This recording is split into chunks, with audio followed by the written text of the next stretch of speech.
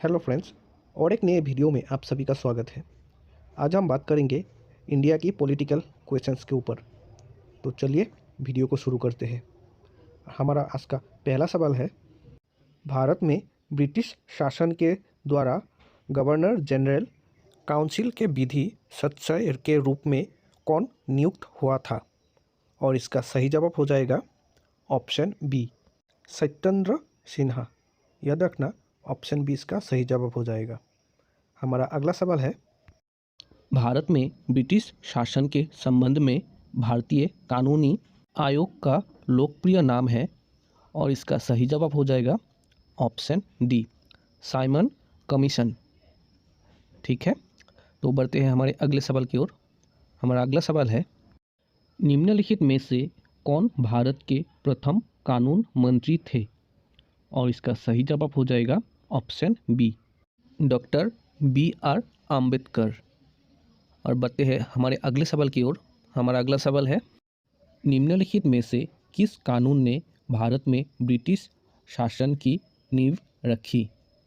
और इसका सही जवाब हो जाएगा ऑप्शन डी, विनियमितीकरण अधिनियम 1773। ठीक है, तो बढ़ते हैं हमारे अगले सवाल की ओर।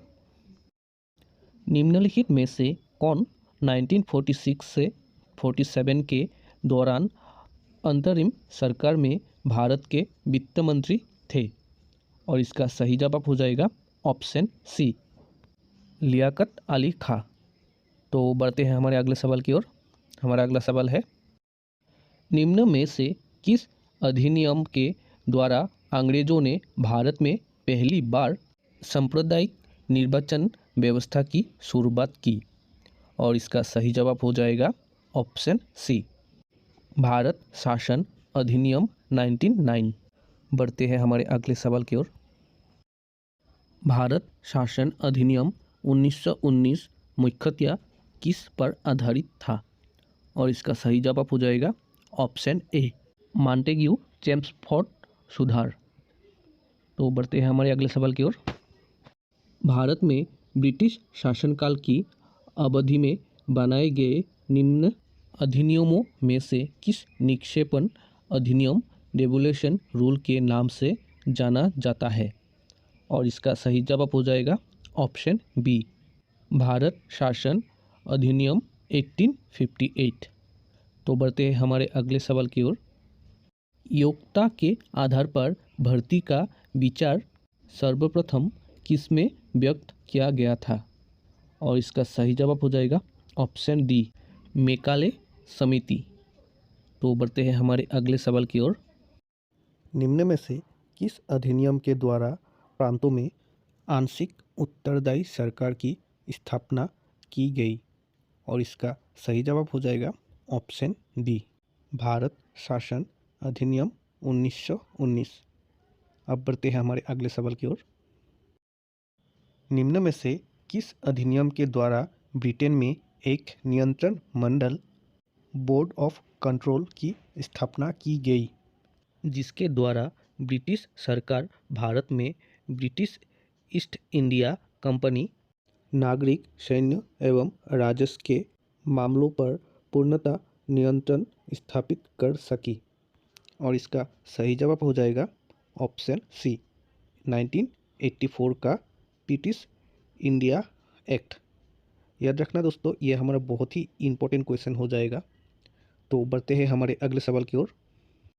राष्ट्रीय स्वयंसेवक संघ का निर्माण कब हुआ था? और इसका सही जवाब हो जाएगा ऑप्शन सी, 27 सितंबर 1925। तो अब बढ़ते हैं हमारे अगले सवाल की ओर। राष्ट्रीय स्वयंसेवक संघ का मुख्यालय कहाँ है? और इसका सही जवाब हो जाएगा ऑप्शन ए, नागपुर। तो बढ़ते हैं हमारे अगले सवाल की ओर। राष्ट्रीय स्वयंसेवक संघ का स्थापक कौन है? और इसका सही जवाब हो जाएगा option D, Keshav Baliram Hedgewar. Bharatiya Janata party का स्थापना कब हुआ था?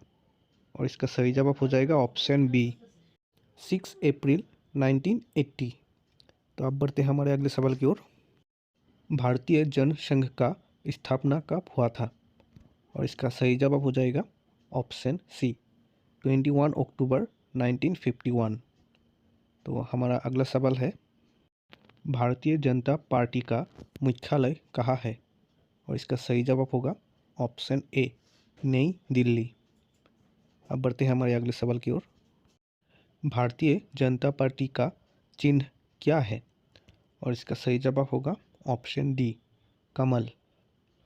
हमारा अगला सवाल है, आम आदमी पार्टी का स्थापना कब हुआ? और इसका सही जवाब होगा ऑप्शन बी 26 नवंबर 2012। और आज के वीडियो का आखिरी सवाल है, भारत का पहला विधि और न्याय लॉ एंड जस्टिस का मंत्री है? और इसका सही जवाब हो जाएगा ऑप्शन सी भीमराव रामजी अंबेडकर। ये बहुत ही इम्पोर्टेंट क्वेश्चन है, इसे याद रखना। तो अगर दोस्तों वीडियो अच्छा लगा तो चैनल को लाइक शेयर सब्सक्राइब जरूर कीजिएगा। मिलते हैं और एक नए वीडियो के साथ। Thank you for watching.